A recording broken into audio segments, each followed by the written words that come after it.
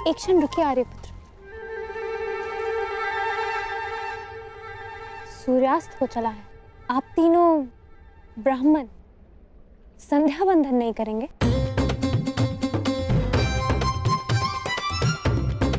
कोई ब्राह्मण किसी भी परिस्थिति में संध्या बंधन नहीं भूलता।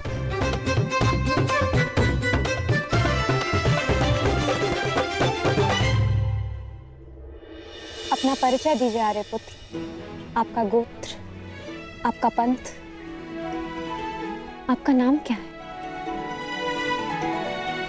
आपकी पत्नी जानना चाहती है धनुर्धारी।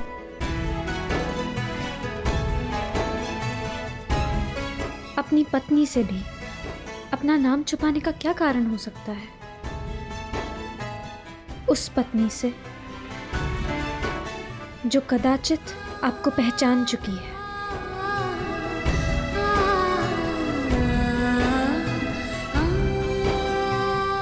एक पत्नी होने के नाते आपका नाम लेना नीति सम्मत नहीं, परंतु आपकी आज्ञा हो तो क्या मैं आपका संभावित नाम ले सकती हूँ?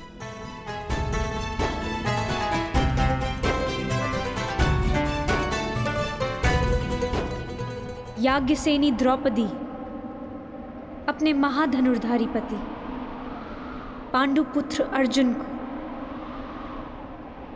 प्रणाम करती है।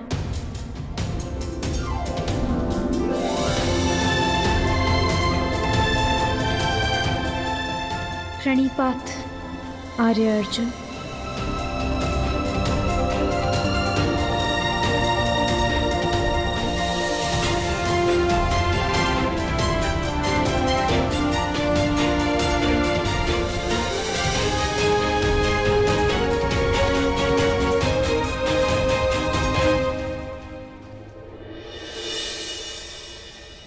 तो आप उस भीषण चक्रवात के लिए सबको तैयार कर रहे हैं? सबको, एक पाषाण को भी और एक पंख को भी। शीघ्र हस्तिनापुर लौट जाओ कर और तैयार रहो, चूंकि नियति की जो आंधी आने वाली है वो पाषाण और पंख में अंतर नहीं करेगी कर।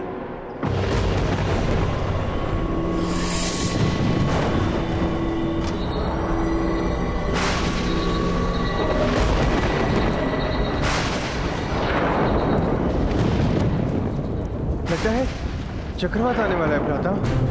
चिंता मत करो नकुल, हम समय पर घर पहुंच जाएंगे। परंतु माता से कहेंगे क्या? कहना क्या है? उन्हें चकित कर देंगे। हाँ, चकित ही सही, परंतु माता के मुख पर मुस्कान तो आएगी।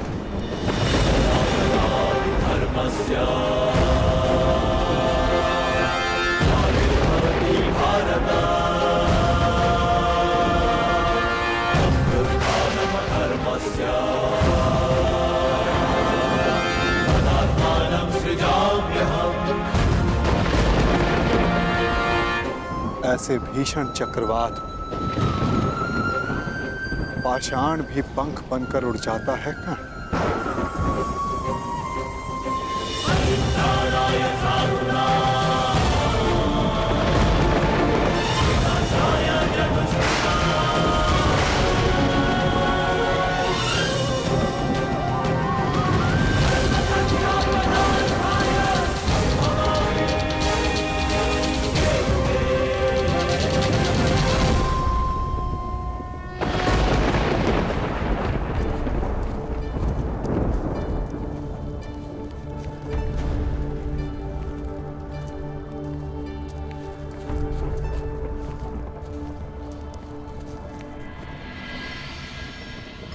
माता देखिए, आज हमने भिक्षा में क्या प्राप्त किया है। देखना क्या है, भिक्षा ही लाए होगे ना। माता श्री, आपको देखना चाहिए, आप चकित रह जाएंगी। आ रही हूँ भीम। शीघ्रता कीजिए माता। ऐसी भी क्या शीघ्रता, जो भी लाए हो तुम पांचों भाई सदा की भांति उसे आपस में बांट लो।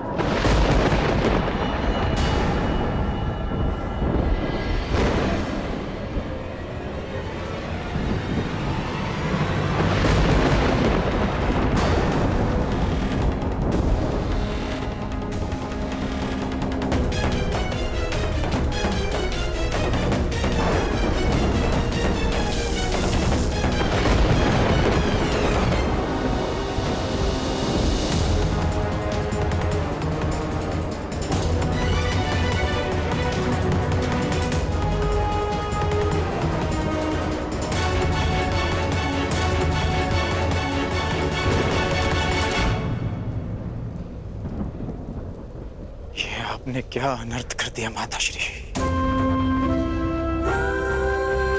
पुत्र, मैंने जो कहा भूलवश कहा।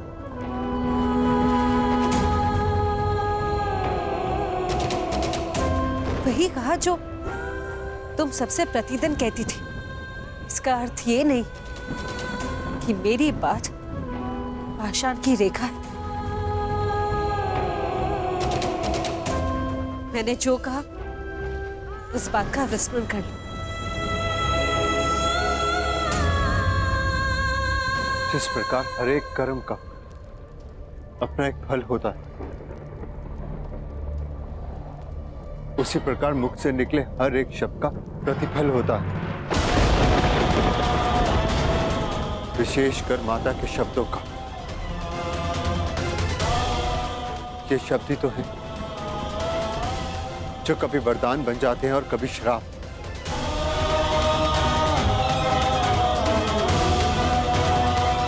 माता का वाग्दान माता की आज्ञा है, जो ना तो कभी भुलाया जा सकता है और ना लौटाया जा सकता है।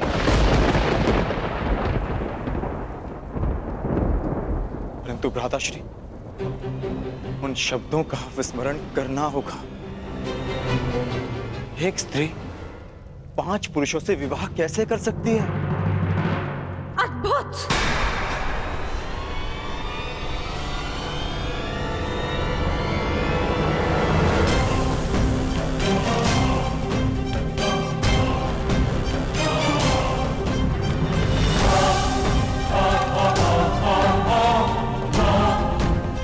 मुझे लगा था कि ये 5 वीर माता के वचनों को उपहास समझकर टाल देंगे, परंतु उस बात पर हंसना तो दूर, एक मुस्कान तक नहीं है किसी के मुख पर।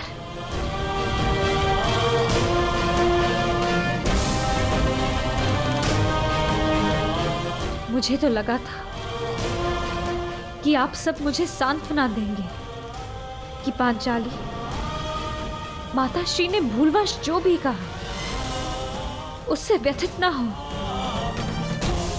परंतु आप सब ये मंत्रणा कर रहे थे कि 5 पुरुष एक स्त्री से कैसे विवाह करेंगे।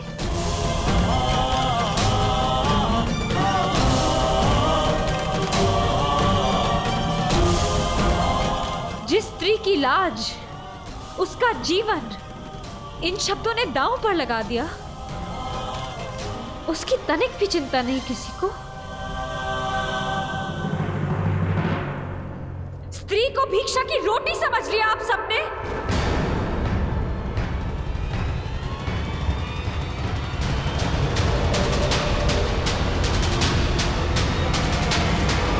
पुत्री, अपने शब्दों के लिए मैं क्षमा मांगती हूँ। नहीं माताश्री, आपने जो कहा वो भूलवश कहा,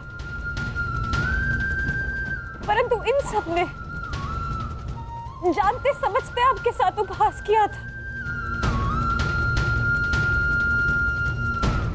मेरी क्या भूल है माताश्री? ये 5 भाई ये विवाद कर रहे हैं कि मुझे कैसे बांटना है।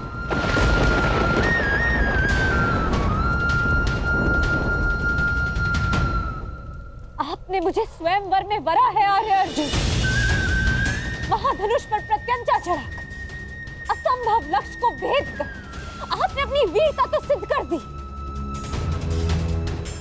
परंतु अपना उत्तरदायित्व नहीं समझा। जिसके बाणों ने आर्यव्रत के समस्त वीरों के बाण काट दिए, वो अपनी माता के वचनों को क्यों नहीं काट सका?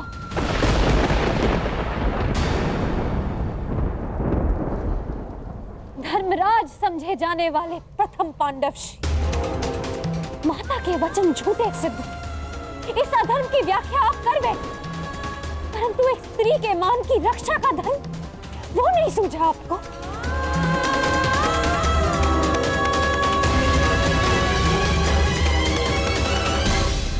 एक परिणीता विवाह के पश्चात जब अपने ससुराल आती है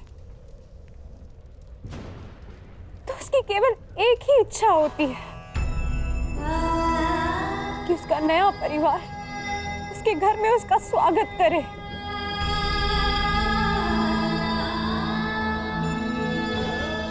परंतु यहाँ मेरा बंटवारा करने पर विचार विमर्श कर रहे हैं आप सब,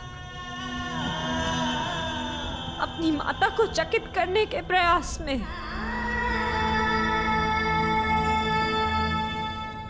आप सबने मेरा उपहास बना दिया कि अब स्वयं नियति भी मुझ पर हंस रही है। क्या स्त्री एक विजेता का स्मृति चिन्ह है कि एक पल दिखाकर उसे प्राप्त करता है, एक उसे बांटने को कहता है और फिर शेष उसे बांटने की विधि खोजने लगते हैं।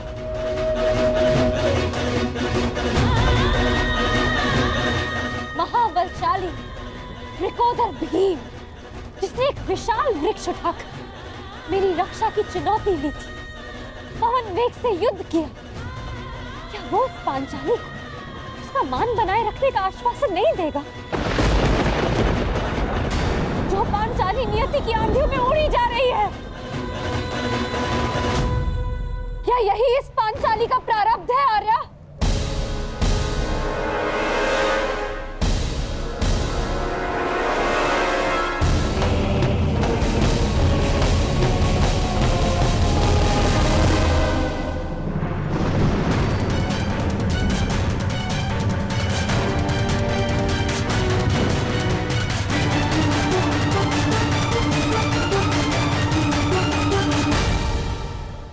स्वागत है अंगराज कर्ण, स्वागत है। पांचाल से साथ ही निकले थे, यहाँ पहुंचने में बड़ा विलंब कर दिया आपने। मार्ग में कुछ अशुभ घटित हुआ था क्या? नहीं,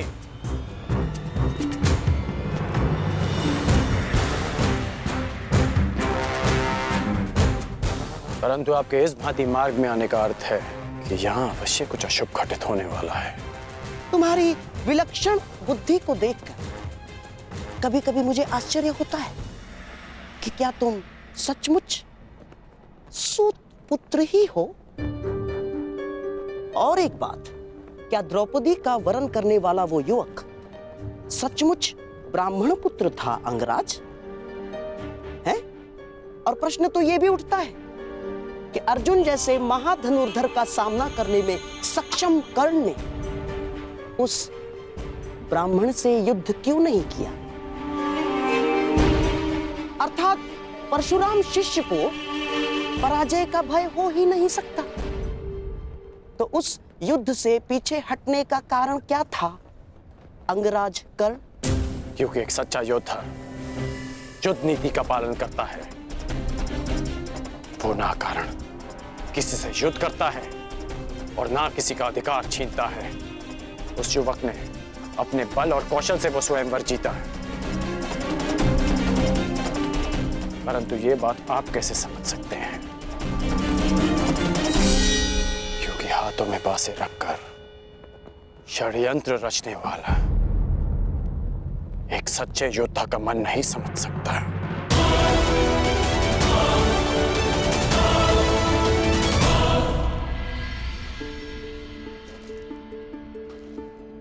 पांचाली,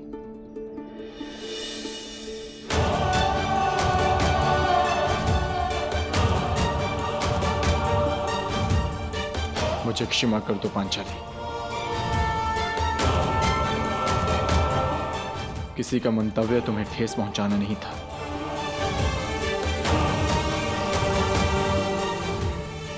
स्त्री का मान ओस की बूंद की भांति होता है आर्य,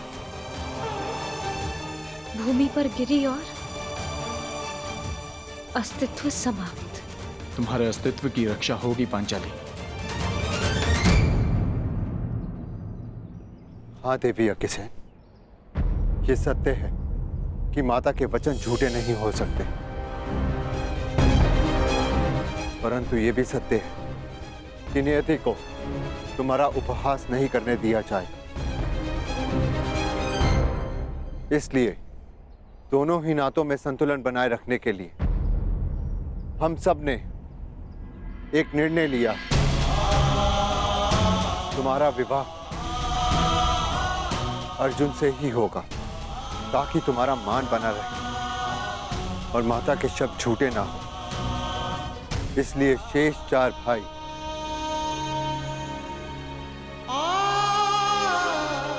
संन्यास लेंगे, संन्यास लेंगे, संन्यास लेंगे।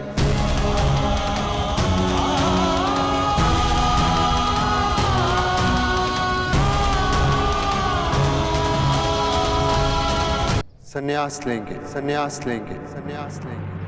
आप 4 वीर संन्यास लेंगे और इतिहास सदैव द्रौपदी को धिक्कारेगा कि पांचाली ने गृह प्रवेश करते ही 5 भाइयों को बांट दी। मुझे समझ नहीं आता कि आप लोग कोई सीधा सा हल क्यों नहीं ढूंढ लेते। माता ने जो कुछ भी भूलवश कहा, उसे भूल क्यों नहीं जाते आप लोग?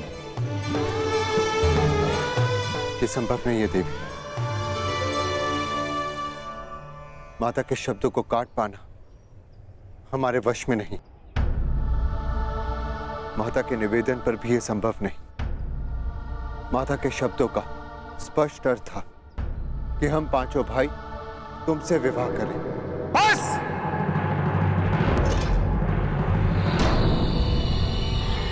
अब एक भी शब्द और मत कहना दुस्साहसी ब्राह्मण।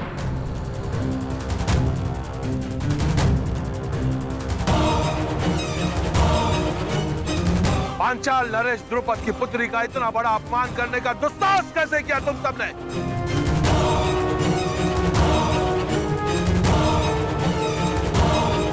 ये तो ईश्वर की कृपा है कि मैं यहां अपनी पुत्री का कुशल क्षेम पूछने आ गया। अन्यथा तुम सब अनर्थ करने जा रहे थे। पुत्री, तुम इसी क्षण पांचाल की ओर प्रस्थान कर रही हो और मैं युद्ध में इन सब का वध करूंगा।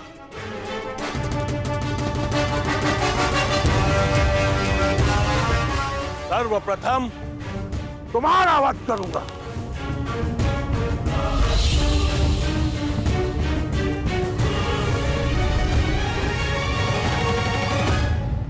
ठहरिए पांचाल नरेश।